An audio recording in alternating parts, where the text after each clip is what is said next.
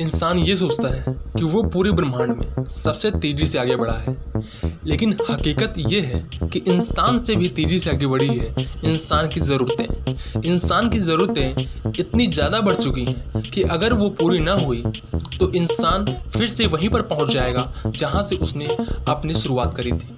और इन सारी ज़रूरतों में सबसे बड़ी ज़रूरत है एनर्जी की ज़रूरत, जो कि आज विश्व के कई सारे देश इस संकट से गुजर रहे हैं कि उनके पास एनर्जी की ज़रूरतों को पूरा करने के लिए पर्याप्त साधन नहीं है। एनर्जी के हमने कई सारे मीडियम्स को खोजा है और ये खोज आज से नहीं, इंसानियत के विकसित होने के साथ ही ये खोज चालू हुई और ये खोज लगातार चल ही रही है। पहले हमने आग की खोज की अपने आप को गर्म रखने के लिए, अपने खाने को गर्म रखने के लिए और सर्दी से बचने के लिए। जिसके बाद हमने कोयले, पेट्रोलियम, गैस और ऐसे ना जाने कितनी खोज की जिससे कि हमारे एनर्जी की ज़रूरतें पूरी हो सके।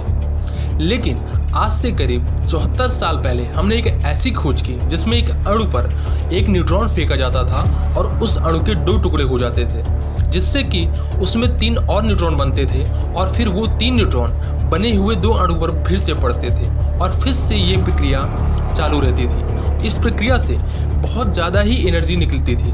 ये इंसानों का दुर्भाग्य है कि सबसे पहले हमने इसका यूज इंसानों के ही खिलाफ किया, इंसानों के खिलाफ किया परमाणु बम के रूप में, न्यूक्लियर बम के रूप में।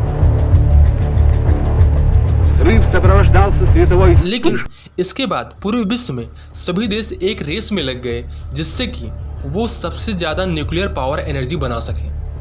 अगर हम आज के दौर पर देखें तो वो देश एनर्जी की ज़रूरतों में सबसे आगे हैं जिनकी अर्थव्यवस्था तेज़ी से आगे बढ़ी है, जिनके पास काफ़ी ज़्यादा टेक्नोलॉजी और सोर्सेस थे, जैसे कि अमेरिका, फ्रांस, चीन, जापान।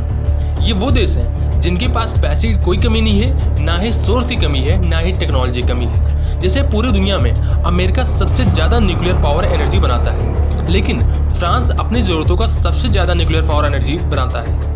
इसके बाद चीन का नाम आता है जो सबसे तेज़ी से विस्तार होने वाला न्यूक्लियर पावर प्रोग्राम चला रहा है। लेकिन अगर यहाँ पर हम इंडिया की बात करें तो इंडिया काफ़ी कम इलेक्ट्रिसिटी प्रोड्यूस कर पाता है न्यूक्लियर पावर के जरिए, जबकि न्यूक्लियर एनर्जी की शुरुआत में भारत किसी भी देश से पीछे नहीं था। 28 अक्टूबर 1969 को भारत ने अपना पहला न्यूक्लियर रिएक्टर बनाया था। दक्षिण कोरिया ने अपना पहला न्यूक्लियर रिएक्टर 1978 में बनाया था। मतलब भारत में बनने के 8 साल बाद वहाँ पर पहला न्यूक्लियर रिएक्टर बनाया गया था। लेकिन आज दक्षिण कोरिया अपने पूरे इलेक्ट्रिसिटी का 22% न्यूक्लियर एनर्जी से जनरेट करता है। अगर वहाँ पर हम भारत की बात करें तो इंडिया सिर्फ 3.11% का हिस्सा ही कंट्रीब्यूट कर पाता है अपने पूरे इलेक्ट्रिसिटी का न्यूक्लियर एनर्जी के ज़रिए। वहीं अगर चाइना की बात करें तो चाइना का पहला पावर प्लांट 1984 में बनाया गया था और बिजली का उत्पादन वहाँ पर 1991 में शुरू हुआ। मतलब भारत से दक्षिण कोरिया से काफ़ी सालों बाद चीन ने शुरुआत करी। लेकिन आज चीन पूरी दुनिया में सबसे तेज़ी से बढ़ने वाला देश है न्यूक्लियर पावर के प्रोडक्शन के मामले में।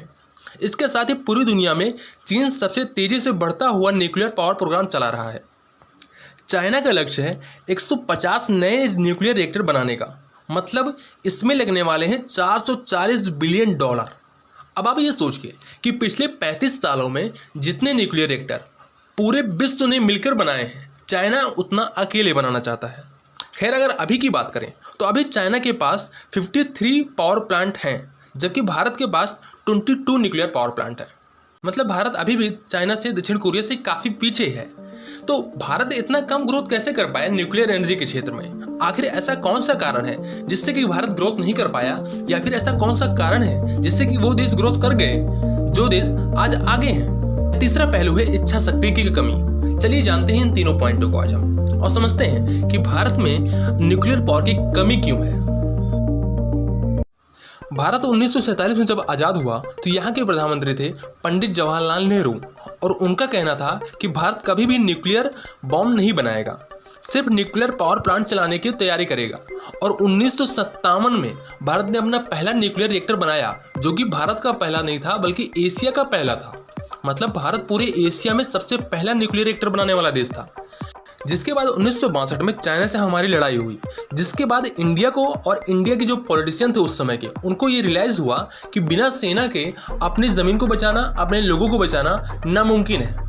जिसके बाद सेना पर ज़्यादा काम करना शुरू किया गया भारत के द्वारा। लेकिन 1964 में चाइना ने एक न्यूक्लियर टेस्ट किया, जिसके बाद भारत की ज़रूरतें बढ़ गई न्यूक्लियर पावर से ज़्यादा न्यूक्लियर बॉम्ब को बनाने में। और इसको देखते हुए 1974 तक सब कुछ ठीक चल रहा था न्यूक्लियर एनर्जी की ज़रूरत के हिसाब से।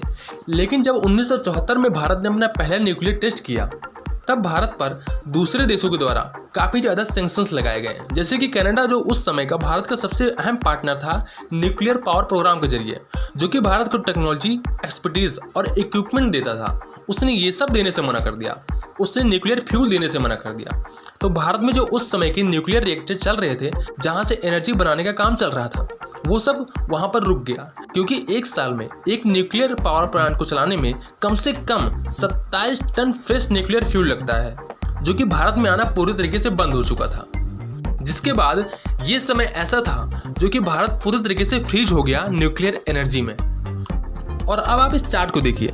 इस चार्ट में ये दिखाया गया है कि 1970 से 1980 के दशक में पूरी दुनिया ने सबसे ज़्यादा न्यूक्लियर पावर प्रोग्राम स्थापित किया, और ये सब वो समय था जब भारत में पूरी तरीके से न्यूक्लियर पावर प्रोग्राम को ही बंद कर दिया गया था। जिसके बाद नरसिम्हा राव की सरकार आने के बाद भारत ने अपने न्यूक्लियर पावर प्रोग्राम को खुफिया तरीके से चालू किया।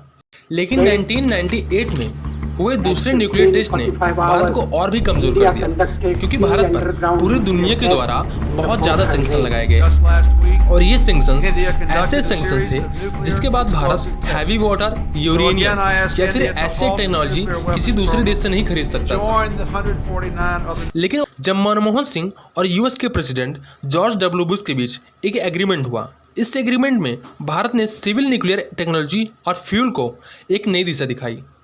मतलब अमेरिका और भारत के बीच एक ऐसा समझौता हुआ जिसमें अमेरिका टेक्नोलॉजी देगा यहाँ के सिविल न्यूक्लियर पावर प्रोग्राम को चलाने के लिए, जिससे कि एनर्जी बनाई जा सके। 2005 के बाद अमेरिका, कनाडा, फ्रांस, ये वो देश थे जिन्होंने भारत के साथ टेक्नोलॉजी साझा की, क्योंकि बिना सही टेक्नोलॉजी के न्यूक्लियर रेडिएशन, सेफ्टी रेगुलेशन और ऑपरेशनल कंट्रोल और पावर प्लांट का मेंटेनेंस का काम करना काफ़ी ज़्यादा मुश्किल होता है। इसके अलावा किसी इमरजेंसी सिचुएशन में radiation leak, accident, disaster cleanup जैसी घटनाओं का बिना टेक्नोलॉजी के कर पाना संभव नहीं है, और अगर इनमें से थोड़ी सी भी चूक हुई तो 3 miles island, Fukushima, Bhopal gas जैसी त्रासदी हो सकती है। इसके अलावा नया पावर प्लांट को बनाने में काफ़ी समय लगता है, मतलब इसमें टेक्नोलॉजी लगती है। जहाँ पर पूरी दुनिया एक पावर प्लांट को बनाने में 7 से 7.5 साल लगाती है, वहीं पर भारत एक न्यूक्लियर पावर प्लांट को बनाने में 14 साल लगा देता है। तो आप सोचिए कि टेक्नोलॉजी कितनी ज़्यादा पीछे है। अगर टेक्नोलॉजी ना हो तो कितना ज़्यादा पैसा लगता है, क्योंकि अगर ज़्यादा समय लगेगा तो ज़्यादा पैसा लगेगा। तो चलिए अब पैसे की बात भी कर लेते हैं। अब आप ये ग्राफ देखिए। इंडिया की इकोनॉमी ने 1970-1980 के दशक में अमेरिका, यूरोप, चाइना के मुकाबले काफ़ी कम ग्रोथ किया है।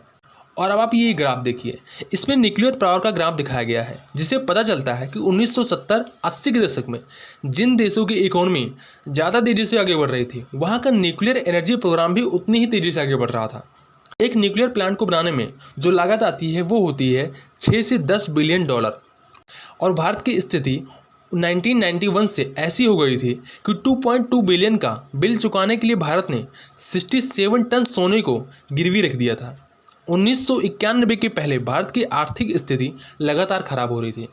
तो हम ये कह सकते हैं कि 1991 के पहले भारत ने अगर न्यूक्लियर रिएक्टर नहीं बनाया तो इसके पीछे एक बड़ा कारण है कि यहाँ पर टेक्नोलॉजी नहीं थी। टेक्नोलॉजी ना होने के कारण था कि यहाँ पर पैसा नहीं था, और पैसा ना होने के कारण था यहाँ पर इच्छा शक्ति की कमी थी।